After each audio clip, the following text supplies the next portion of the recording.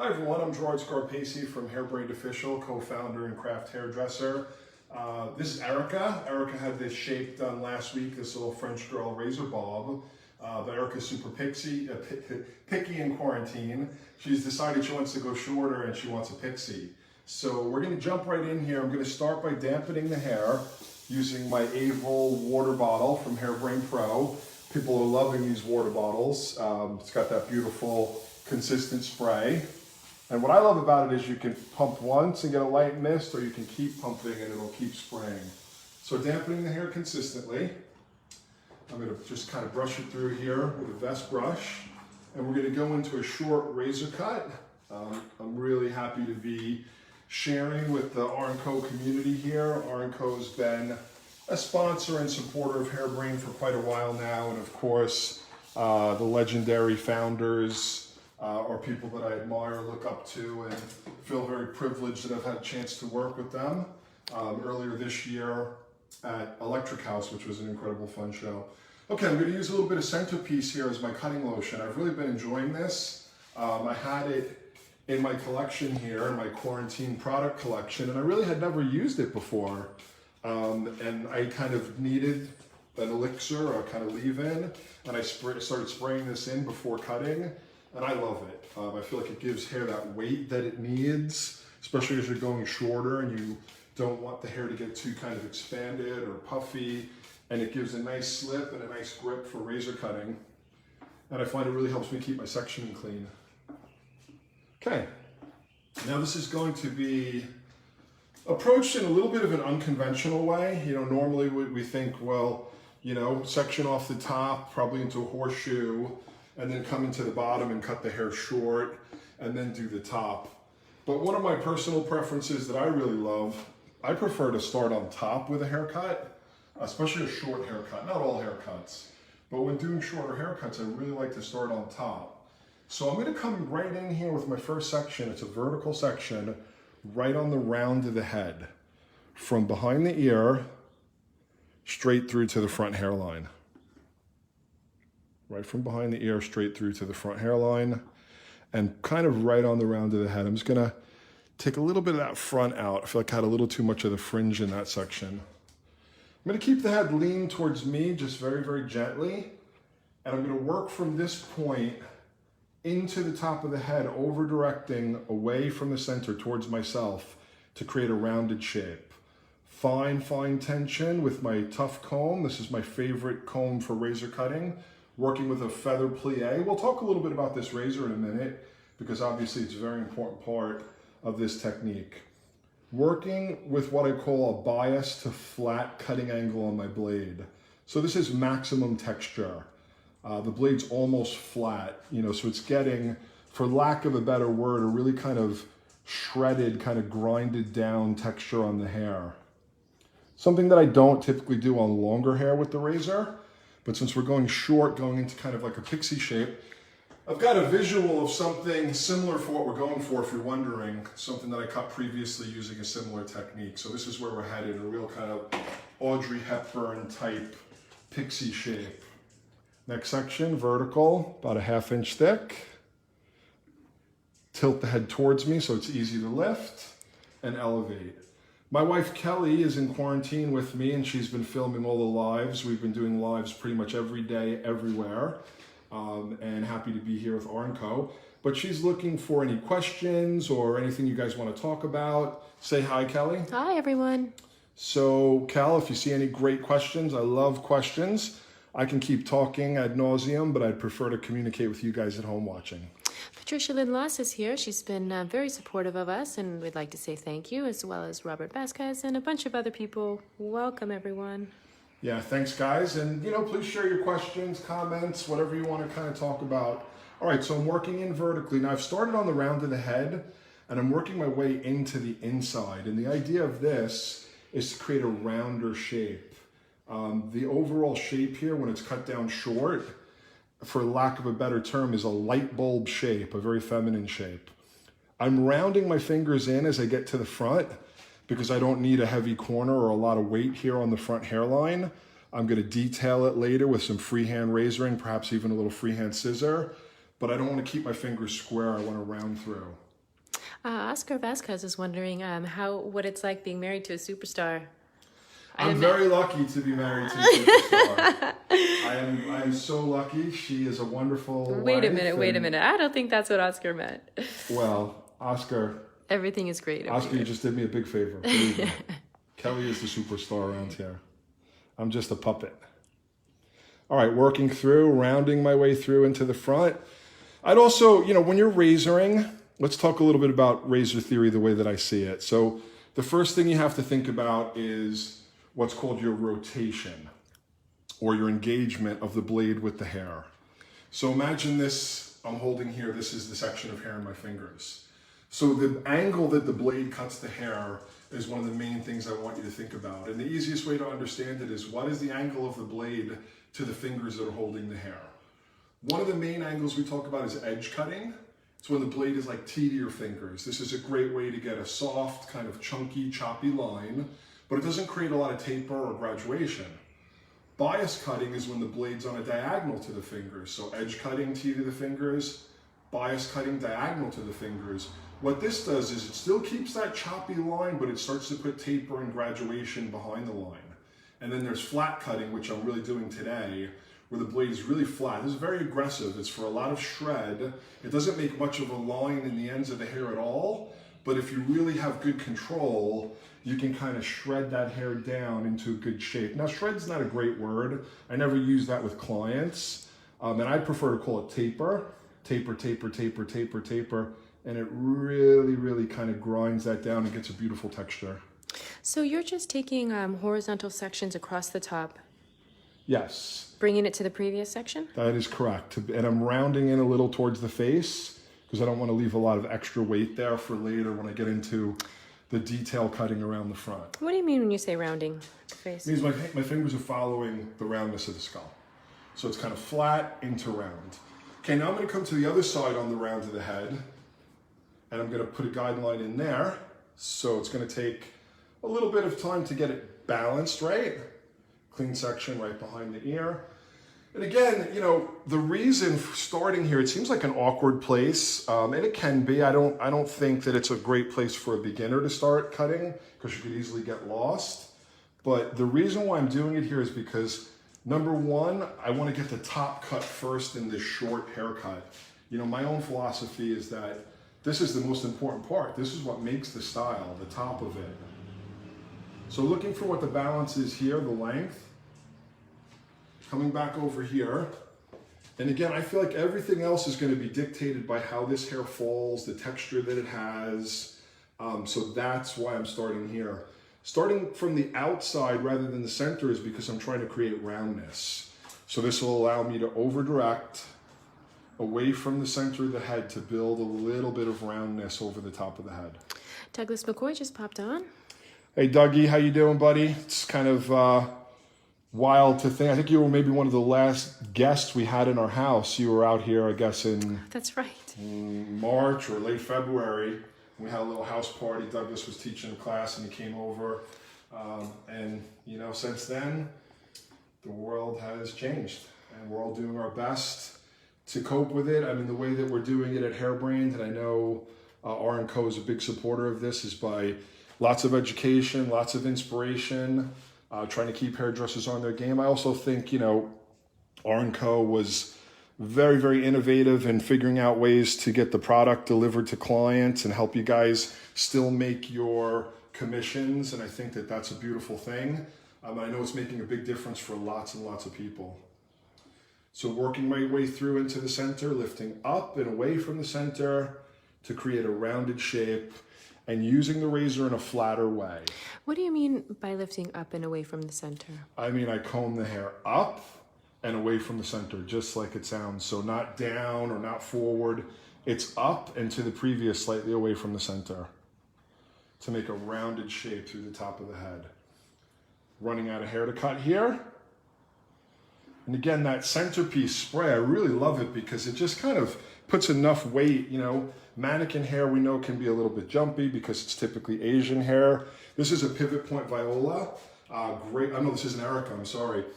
Similar to viola, the head shape's a little bit smaller, which I actually like, because for education, it means you can get through the lesson a little bit quicker. You can do the same exact haircut, but I find if you can get through a little quicker, people remember it more, learn a bit more, and you can do other things. Okay, so at this point, you can see everything else around here is disconnected. It could be kind of a cool, kind of mullety oasis thing. That's not what we're going for. If you remember, we're gonna go for a nice kind of traditional Audrey Hepburn Pixie. But hey, you definitely have options. Before I move into the sides, I want to move into the crown because I still feel like that's part of the top of the cut. So now I'm going to come back here. Again, look for the round of the head. A little bit unorthodox to just jump in the middle of the haircut like this, but I find it's a great way for me to read the hair texture. So everything below here still uncut, coming through and also rounding through with the flat of the razor. Right through to the center. Section slightly curving. And that stroke is what I like to call open or deeper or larger, bigger, whatever you like to call it. I think typically what razor cutters tend to call it is open versus closed. And you know, open could be as open as you like depending on how much texture you want. Here I'm, you know, with the size of the hair, the stroke is probably almost half the way the length. So that's pretty textured. And Douglas wants to know if we've named the mannequin yet, and why the flat and not the tip? Okay, so her name's already, she's been named. Her name's Erica. We're not very inventive here. She comes from her pivot point family. And the reason I'm using the flat is because I want a really ruffled, scruffy texture. The flat of the razor here, which I if you told me, oh, I want to keep my hair long and shiny and smooth and silky, I wouldn't really use the flat of the razor. I'm using the flat typically when hair is a lot shorter or when I'm doing channels or detail work, because really I'm roughing up the texture a lot. You can watch how many times it hits. Every time that hits the hair, that's more and more texture. So the longer it takes to cut through the section, the more texture. And a different kind of texture. I'm not saying you can't get texture by using just the edge of the razor or the tip and the heel, but this is a texture within every single section of hair. It's not just the ends of the hair. All right, so I've worked through the top and the crown. Now it's time to work down into the sides and the back. So let's just see. I'm gonna take a diagonal back section on the hairline here. Douglas was wondering if you're using a cutting lotion. I am, Douglas. You know, what I've been using as my cutting lotion is Centerpiece. It's something I had in my quarantine product kit that I had never really used a lot of before. And I've done so many of these lives and I needed something as a good detangler, leave-in. So I grabbed that one day and I started playing with it, and I'll tell you what, I loved it for numerous reasons. Number one, it feels really beautiful when the way the blade slips on the hair. Number two, I like the weight that it gives to the hair, especially when you're going short like this. I find it kind of takes out some of that aggressive pokiness. There's like a weight and a clumpiness to it. So that's what I'm loving about that product. You can, again, you know, like most hairdressers, I just pick up stuff and try it out. I very rarely know what it's supposed to be for, but I figure out what I like it for. So again, I'm going to turn around in a second here so you can see what the flat of the blade looks like on shorter hair. Let me turn her around. I'm going to actually go this way, Kel, so you can actually see the blade. Sections are really simple. They're just diagonal back, parallel to the front hairline. All my sections in the whole haircut are about 1/2 inch thick. You know, thick enough to get through the haircut, but thin enough to still have control. I'm using the length right here that I cut in my original guideline, using good tension between the fingers, coming in on the bias until the hair starts to cut, and then when it cuts, my blade goes flatter and flatter. So what that means is the edge here will have the most taper and texture on it, which is typically what we want. You know, we want some shape here, and we want really loose hair here. You know, razor cutting for me is something that I fell in love with after my time at Sassoon. I started my career as an apprentice at Sassoon and was fortunate enough to work into the academy world at Sassoon for 10 years. And we were prevented from using the razor. It's not the Sassoon way. But I found that even during those years, I was always captivated by what I saw in great razor cutting, which was a much more kind of French or sexy, romantic kind of way. So pretty much the day I left Sassoon, I picked up a razor. But I tried to still use my same principles of understanding weight distribution, which is to me what the great precision haircutting is all about. So, I still believe that what I'm doing here is precision haircutting. It's about weight, angles, tension, really understanding how to control the hair. But it's a lot less geometric, or not geometric at all, because of the amount of taper. Okay, I'm going to get a little bit more water here using my Avil spray bottle.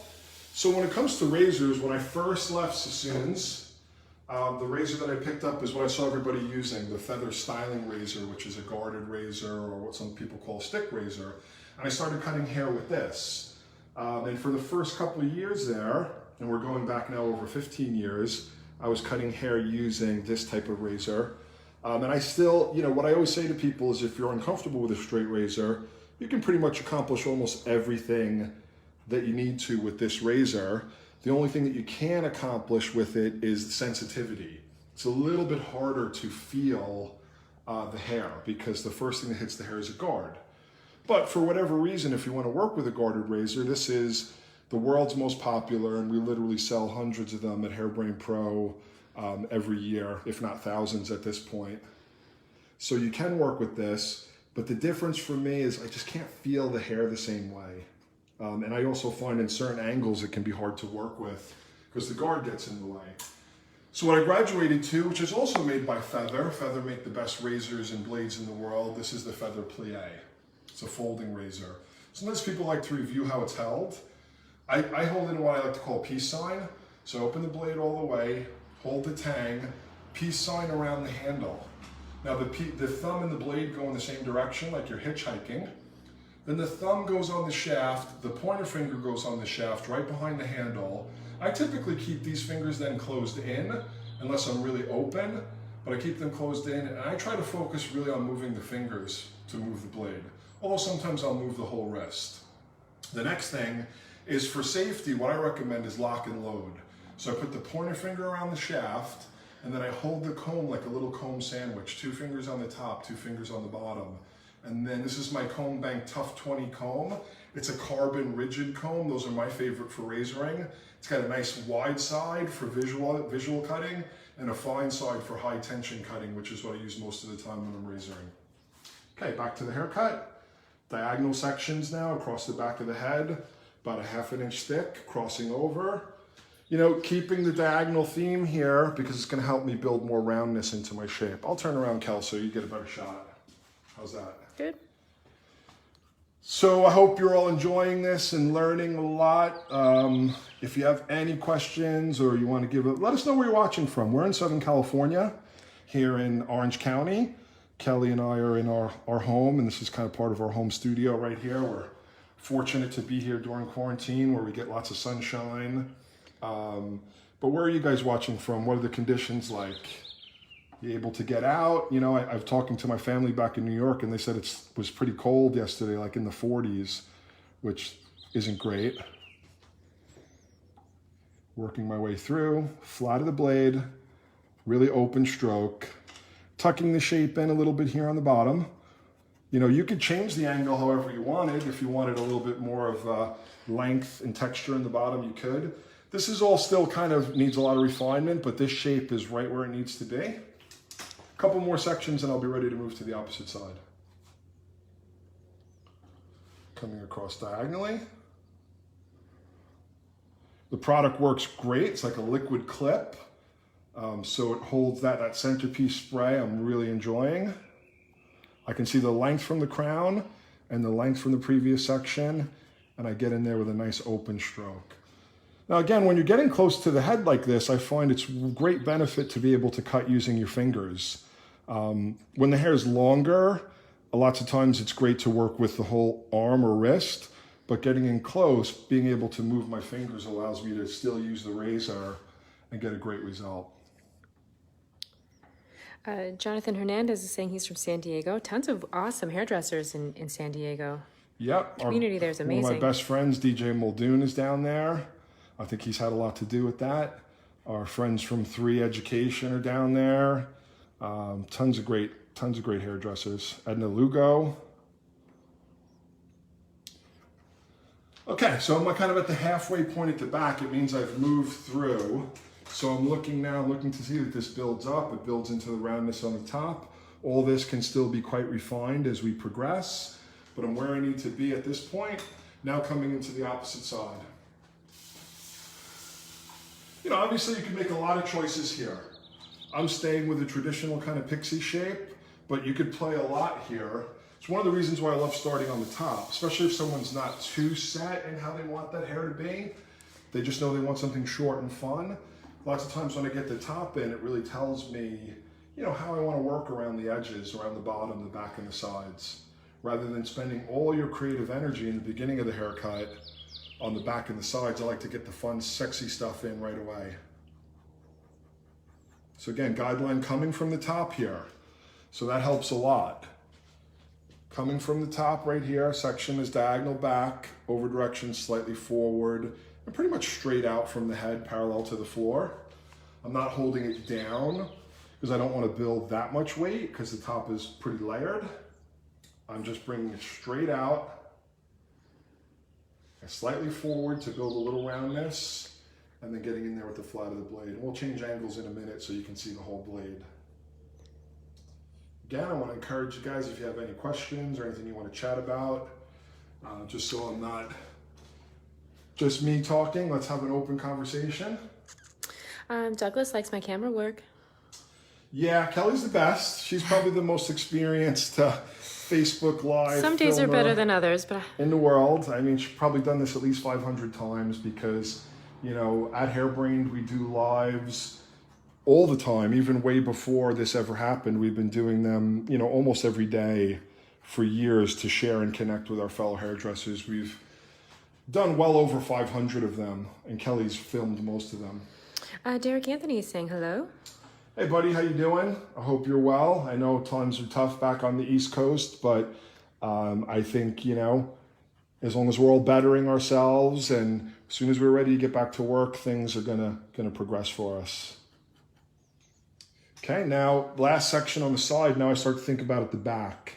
And I really kind of start right here on the hairline. That product should be working for me. See the centerpiece, it's just enough weight to kind of work as a liquid clip. And you know, it is a fairly heavy product, so I don't keep spraying it and spraying it. I find I give it one good spray, and then I just keep reactivating it with water. And I like the weight of it, actually. I think it's perfect, especially going short like this on pokey hair. Holding down and forward, following the guideline through from the top. You'll notice I use my pinky almost like a kickstand to secure where I'm cutting, and then be able to cut in here with good control. Detail a little bit with pinching. Does it just give you a little bit more stability? Yeah, exactly, just like a kickstand. Now working with diagonal sections across. Combing just onto the previous section. Starting with the bias on the tip and then letting the blade go flatter and flatter. What happens is if you start completely flat, sometimes you get like a pull on the hair. So you kind of learn this rhythm of starting with the blade across the section and then get flatter and flatter as you go. Sections diagonal. You can see the lock and load in action, locking the blade, pulling it away from the comb. It's a good 3 or 4 inches away. It's just safer, you know, if you put your finger on the comb, the blade gets closer to the comb, it gets a little looser. So I found, especially when teaching people, if they're looking to be really safe, this is a great tip. I call it lock and load. And coming through. Closed, tapered, slightly graduated just because of the angle and the over direction, but not an extreme angle in my fingers. Because at this length, I don't want to go much shorter on the hairline, or to me, it'll maybe start to look a little masculine. This is always a happy time in this haircut because the sections are diagonal and they cross over. Number one, we have the guide at the crown. We have the guide underneath from the previous and the guide at the crown. So we look at that and we look underneath. And then as we start to cross over, we'll actually meet the guide up again at the bottom. You know, so this diagonal back sectioning. And then you see that? It starts to meet up there. And all these things are what help make it precise and help you stay on track. So I'm a big supporter of having precision. Most of the time, sometimes I like to just hack hair off, who doesn't? But most of the time when working in the salon, precision is really your friend because it allows you to repeat something that people liked, change something that people didn't like, have great consistency. And, you know, that to me is one of the things that makes me successful when I'm working in salon. I still work on clients every month in New York. I just had to send out an email because this is my second month not being able to return to New York to work on my clientele. And I just wanted to, I sent an email to all my clients, just kind of keeping in touch, seeing how they're doing, letting them know, you know, that we're okay, my family's okay. And also letting them know when it's time for me to get back to work, I'm going to follow all the health protocols that I can recommended by health professionals to keep us both safe. So I'm sure most of you guys are keeping in touch with your clients because, you know, contact right now is what it's all about. Staying in communication, staying in contact. Okay, coming up, the little backhand razoring to go a little bit deeper into the longest part here in the crown. And then I'm going to get freehand around the edges. So coming up in here. So this is like a slicing, a reverse slicing, where I take the blade and I can put more of a deeper channel. So it's not just the texture or the taper. Now we've got a little bit of a deeper channel in the hair. I don't want to change the shape at all. I want to keep that roundness. I just want to get in here deeper. A little bit more air in the hair.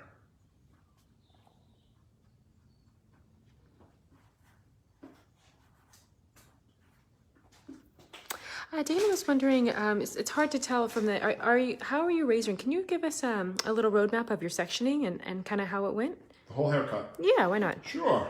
Let me get some product in here.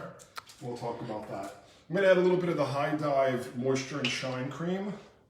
I feel at this point, most of the shape is done and I want to start to kind of control any kind of frizz and get some product in here, and I'll recap. So you can see the shape, the details still need to be done, and the details are what make it go from good to great. Right now it's good, the goal is to make it great. So what did I do? I started right on the round of the head here, and I took parallel sections into the inside, and I cut a square into round line, over directing away from the center to make kind of the top of an ice cream cone. Then I took diagonal back sections, and I cut a flatter graduation to the head with lots of tapered texture from the blade, to create this basic shape, which is like a little bit like a light bulb shape. Yeah, it goes in and then rounds out through the top. Now it's all about detail work. Put a little bit of the High Dive in there. Now I want to look around the front. I'm going to come right in for the fun, sexy stuff here. So we're going to see how this hair is moving and falling. And I'm going to start to take some small pieces and now come in more with the edge of the blade, coming across the hair rather than totally down it, and detail in some like freeform, not even combing, because I like this to look a little more DIY. And sometimes when we comb it, it gets too perfect. So I'm cutting from the left with the heel, from the right with the tip, from the left with the heel, right with the tip. Little small kind of V shapes to get this started and open it up a bit. Dana was wondering, is your blade parallel to the section? Right now it's, you know, I like to think of it as T to my finger. Because, you know, always relating it to the section eventually is going to get really confusing, at least for me. So what I try to think about is, how am I holding it? If I'm holding it here, if it's crossed like that, parallel with my fingers, like that, then I'll cut with what we call flat razoring. But here I'm cutting T to my fingers, so I'm just using a smaller portion of the blade. And for the rest of the sections, you were parallel? I was flat. Yes. You know, for me, there's three ways I think about razor cutting. There's flat cutting, bias cutting, and edge cutting. Right now I'm using kind of edge, using really just a small part of the blade to detail. Now you can also use that to get great control, like for razor bobs, razor graduation, things where you really have more length and more shape. Whereas when I cut like this shape, I wanted the whole inside to be really tapered and textured. You know, if you want to learn a bit more, I've got a class called Razorcraft, which is on hblive.me, which is our education platform. We're giving courses away free every week. We've got 2 available right now, one on color called Drop Dead Reds for free, and one on social media from Michael Cole. But we also still have our library certain classes for sale, and one of them right now is called Razorcraft. Coincidentally, the next class that we're going to be giving away for the week is going to be all about pixies with Marina Lantos. That's a great class as well. But, you know, between all the free education that we're doing, we're also trying to keep our business afloat. So we still have classes available, and there's plenty of reviews there so you can get a good feeling for what you're getting. And those classes are only $19.95. Or if, like some of us, you're completely out of work, we have plenty of free things for you guys to take advantage of. So you can see what's happening here. Now also starting to pick up the hair. Again, at this point, I kind of put the comb down. I'm really working free form. I would do the same even with a scissor. Really just kind of freely working into the hair. Mostly around the edge. Like the way that that's developing. I'll probably get just a little bit of heat on here for a second and a little bit of another product and then determine what the finishing look will be. Dana was wondering if you can explain what to expect with flat versus direct length removal when razor cutting, especially through the sides. So whenever you cut flat, you're getting a lot more shred or taper, which is a much nicer word, and a lot less control over the line. It takes a lot of control to know what the length is going to be. So it's great for short hair cutting when you want to kind of bring the hair down quite close. It can be done on longer hair cutting, but you have to remember usually, you know, that long hair is older, so it can look a little bit damaged or beat up if not done perfectly. But on short hair like this, a little bit damaged or beat up in a good way, it kind of looks cool. So normally for me, on longer textures of hair, I work with edge cutting. Let's go over it again. Edge cutting is when the blade is like a T to my fingers. So if there's a section, let's say the comb is the hair. When the blade's on a T, I can still get softness because I get zigzag cuts, but it's still going to be more of a chunky cut, which is a beautiful thing to do. So you can do long hair, short hair, and get a chunky cut without a lot of taper.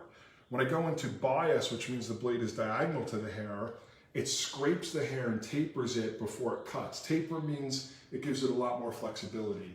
And flat, which is what I did all through the inside here, was all taper. And for the lack of a better word, I never use this word with clients, shred. Really kind of a ruffled, scruffy texture. Craig Cobb is loving it, as well as Laura Christine. Thanks, everyone.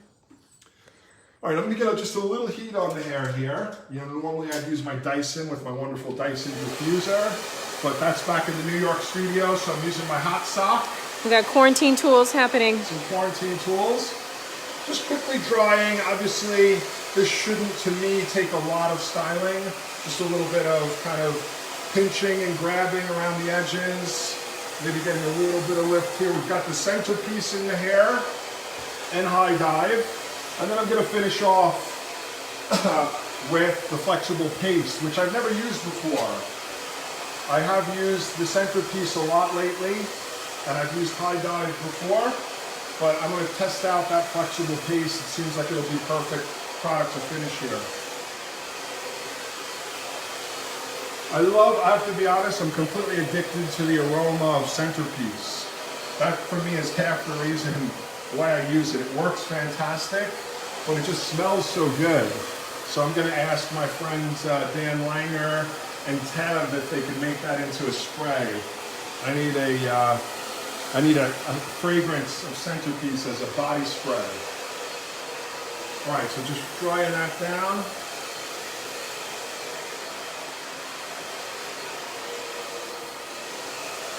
I want to thank you all for joining us. I hope you're doing well in your various states of quarantine, and you know, I think taking advantage of this time to try to better yourself, it's the only thing I know how to do.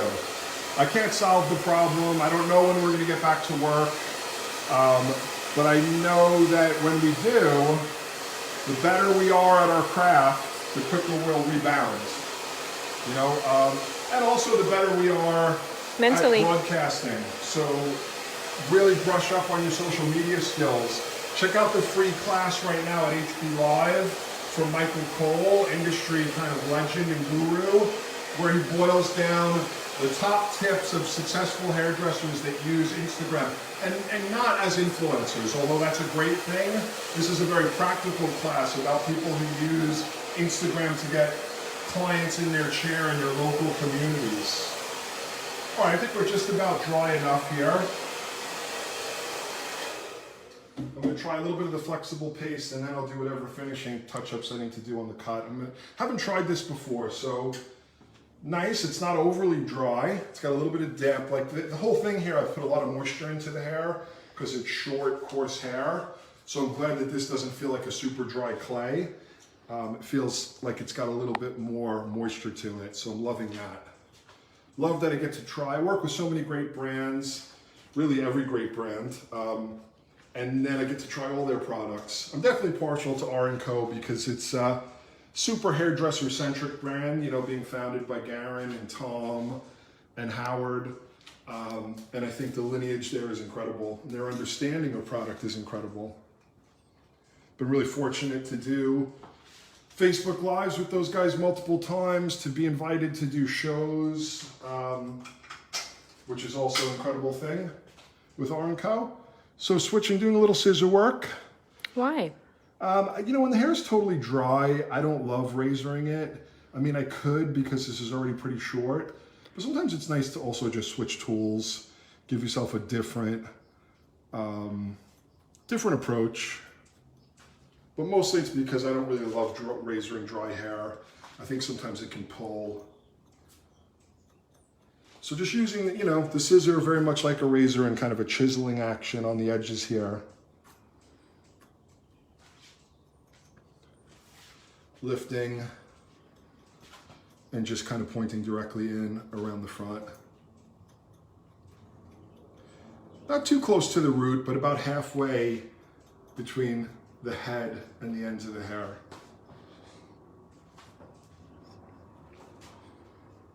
And trying to judge without a mirror can be a little tricky. So I'm just gonna come around for a second and look and see what the camera sees. Okay. Normally, you know, when I do this kind of work, I put myself on like a 30-second timer. I work for about 30 seconds and then I put my head up and look in the mirror. So here I'm looking in the camera. I'm really trying to get that feel. I'm gonna lift this hair. I like the length behind it, but I wanna get some shorter pieces behind the fringe here. Why? I think it's gonna make it look a bit more separated, a little more gamine, and just kind of see like getting some shorter stuff in there. It's gonna help that lay down and have a nice separation on the edge. I'm gonna do a little technical checking too here, because sometimes what can happen, this has all been cut very loosely, and you might, you know, find a little stray piece, or even worse, she might find a little stray piece that doesn't make sense. Hopefully I don't see too much of it. I'm just holding that out square, coming in here, following the hairline. And you'd be surprised, sometimes there's one little sucker there that just kind of pops up out of nowhere. So the goal really would be mostly to air cut here. But if you do find that one little weird sucker, it could make the difference between, you know, good and great. Don't overdo it. Honestly, if there's nothing to cut, don't cut. Because you worked hard to get this airiness. See, that was a long piece, unnecessary piece. So I'm just kind of putting my fingers parallel to the hairline and getting some detail. Little channeling here as well. You know, this is the centerpiece of the haircut right here. I mean, you know, a short pixie like this. So this is where I want to spend my time and my energy. Marina's loving it. You've got support in her. Awesome. Is that Marina Lantos? Oh, no. Oh. Another wonderful Marina. Okay, because our friend Marina Lantos, her class all about pixies is going to be free at HB Live for the next week starting Thursday. So we've got a couple classes now, and then she'll be up there real soon. Same thing here, like, again, there wasn't really any outline done. See that one little piece there? Again, to me, that could be the difference between good and great, or at least to my guest, it could definitely be the difference between good and great.